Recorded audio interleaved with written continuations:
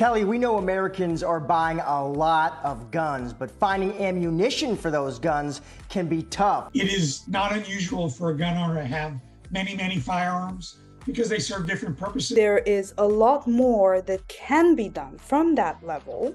Frankly, we need to increase the pace, if you will, of production. It's going to be a long time until this thing normalizes and you're going to have the stock that people are used to seeing from several years ago. Number two, the pricing structure for what is available is off the wall. The prices are phenomenal. One of my distributors just ran out of everything. And that hurts our range business because people don't have the ammo to shoot.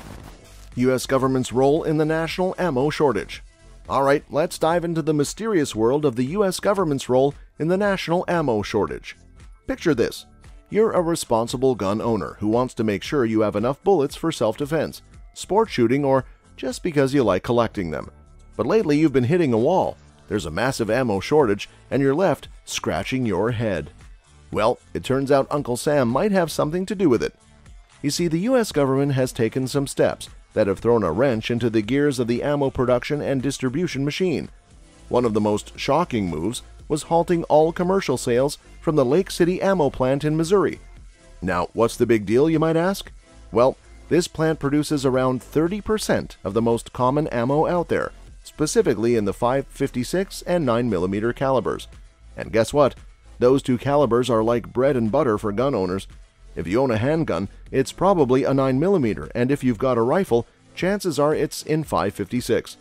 These are the workhorses of the shooting world, and now production has hit a roadblock.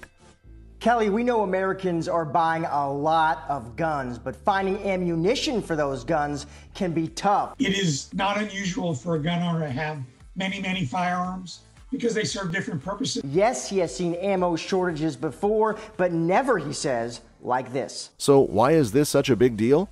Because it's got gun owners across the country wondering what's cooking. There are genuine concerns that the government might be trying to limit civilian access to ammunition, and that's raising more than a few eyebrows. You see, it's not just about having cool firearms, it's about the ability to use them effectively.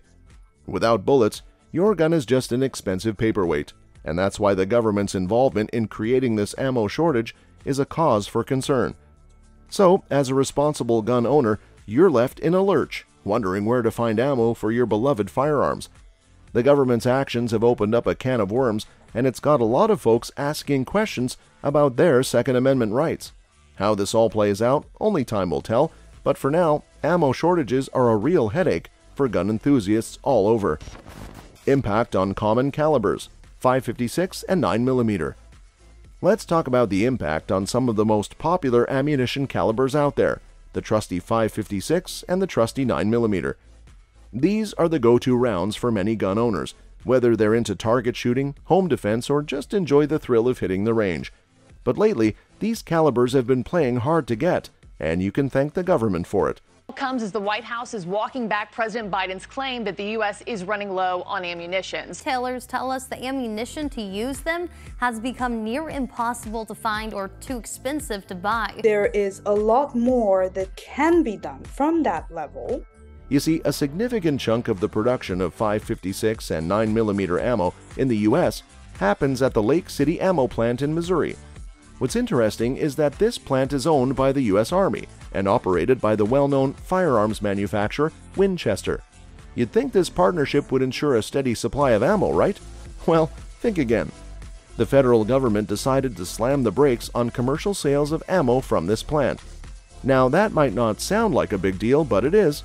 This plant is responsible for about 30% of the ammo in these calibers. In the world of ammunition, that's a hefty slice of the pie. So what's the fallout? It's simple. A scarcity of 5.56 and 9mm ammo. If you're a gun owner, especially if you've got a trusty handgun in 9mm or a reliable rifle in 5.56, you're probably noticing that it's not as easy to find your favorite ammo as it used to be. And that's a problem. These are the calibers that many folks depend on for self-defense, target shooting, or just enjoying their firearms responsibly. With the government putting a halt on commercial sales from the Lake City ammo plant, it's left a lot of gun owners scratching their heads and wondering where they'll find their next box of rounds. So, in a nutshell, The impact of these common calibers is a lot like trying to find a needle in a haystack. It's become a real challenge. And it's not just gun enthusiasts feeling the pinch, it's a situation that affects everyone who relies on these popular calibers for their firearms. Disarmament concerns and gun ownership. Alright folks, let's tackle something that's been bothering a lot of gun owners lately: disarmament concerns and the impact on your cherished Second Amendment rights. The sudden scarcity of ammunition isn't just a matter of inconvenience, it's got people seriously concerned about the government's intentions. Picture this scenario. You own a firearm for self-defense, target shooting, or as a part of your everyday life. You're a responsible gun owner who understands the importance of the Second Amendment, which grants you the right to bear arms. But here's the catch: without ammo, your trusty firearm is nothing more than a paperweight or an expensive conversation piece. Now, when the government takes steps that lead to a significant reduction in ammunition availability, it understandably raises red flags. Gun owners start wondering, is this a subtle way to disarm us? The worry is that if they can't easily access ammunition, it effectively renders their firearms useless, thus limiting their ability to exercise their Second Amendment rights. It's like having a car with no gas or a smartphone with no battery. You've got the tool, but it's utterly ineffective without the essential component. And that's the essence of the concern. This isn't just about owning guns for the sake of it. It's about the right to protect yourself and your loved ones, or enjoying a sport you're passionate about. It's about the very freedoms and rights that have been enshrined in the U.S. Constitution. And the White House later clarified the president's statement to News Nation, saying that the country's leftover ammo is dwindling. The U.S. is once again seeing skyrocketing gun sales. Frankly, we need to increase the pace, if you will, of production. So as ammo shortages persist and government actions continue to limit access to essential ammunition, the conversation shifts from convenience to something much more profound: the potential erosion of your ability to exercise your Second Amendment rights. This is a topic that stirs passionate debates among gun owners and highlights the vital role that ammunition plays in safeguarding individual freedoms.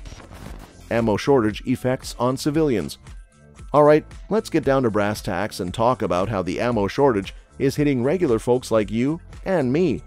The thing is, a lot of civilians own handguns in 9mm and rifles in 5.56 or 223. These aren't exotic choices, they're the bread and butter of the firearm world. If you're a responsible gun owner, there's a pretty good chance you own a handgun in 9mm. It's practical, easy to handle, and used for self-defense, target shooting, and more. And let's not forget about the trusty 5.56 or 223, the go-to caliber for rifles. It's popular among gun enthusiasts for sport shooting, home defense, and even hunting in some cases. But here's the kicker: the ammo shortage has made finding these calibers feel like a quest for the Holy Grail. It's going to be a long time until this thing normalizes and you're going to have the stock that people are used to seeing from several years ago. On average, between 2 and 4 years to set up a new production line. The ammunition market is dried up. There's virtually no ammunition available. That the government is buying and hoarding ammunition to keep it out of the hands of law-abiding citizens. Walk into your local gun store and you might be met with empty shelves where 9mm and 5.56 used to be plentiful. This isn't just an inconvenience, it's a real problem. For those who rely on these calibers for self-defense, it's like having a smoke alarm with no batteries. For sport shooters, it's like showing up at a soccer game without a ball. The shortage has left many gun owners in a bind, struggling to find the essential ammunition they need to keep their firearms running and to maintain their proficiency. It's not just about having fun at the range or collecting cool firearms, it's about the ability to protect yourself and your loved ones in a world where safety is paramount. This shortage has sent ripples through the community of responsible gun owners, leaving them wondering when they'll be able to get their hands on the ammo they need. So whether you're a seasoned gun enthusiast or someone who owns firearms for personal security, the ammo shortage is more than just an inconvenience. It's a genuine challenge impacting your ability to use your firearms effectively for self-defense, sport shooting, and other essential purposes. Ammo manufacturing industry changes and implications. It's not just about the government's involvement in the national ammo shortage. The very structure of the ammo manufacturing industry is undergoing some significant changes, and it's got folks on edge. Vista Outdoors, one of the big players in civilian ammunition manufacturing in the U.S. and worldwide, has made a jaw-dropping move. With the federal government's blessing, they've gone ahead and sold off all their commercial ammo plants. Now that's not just a small hiccup, it's a major shakeup in the industry. So what does this mean for us, the ammo-hungry civilians? Well, it raises some serious concerns about the future supply of ammunition. Will foreign companies step in and take over these plants, potentially shifting the control of the industry overseas? This could have some significant implications for domestic production and the availability of ammunition right here in the USA. Number two, the pricing structure for what is available is off the wall. The prices are phenomenal. Well, the bottom line is we are facing an ammunition shortage, Marky, as you indicated. One of my distributors just ran out of everything. And that hurts our range business because people don't have the ammo to shoot. The worry is that foreign ownership might not have the same priorities or incentives as American companies when it comes to ensuring a steady supply of ammo to the civilian market. It's not just a question of economics, it's also about security and independence. The ammo shortage already has folks scrambling to find their favorite rounds, but if the industry goes through major ownership changes, that scramble could turn into a long and frustrating search. So, as gun owners, we're left with plenty of questions. Will the ammo shortage continue? Will we see even more disruptions in the industry? And most importantly, how will this all affect our ability to enjoy our firearms responsibly? Whether it's for sport shooting, self-defense, or any other lawful purpose. The ammunition manufacturing industry is in the midst of a seismic shift, and it's a situation that gun enthusiasts and responsible firearm owners are watching closely. The bottom line is, we hope for a future where ammo remains accessible, reliable, and, most importantly, in American hands. That's all for this video, folks. See you next time.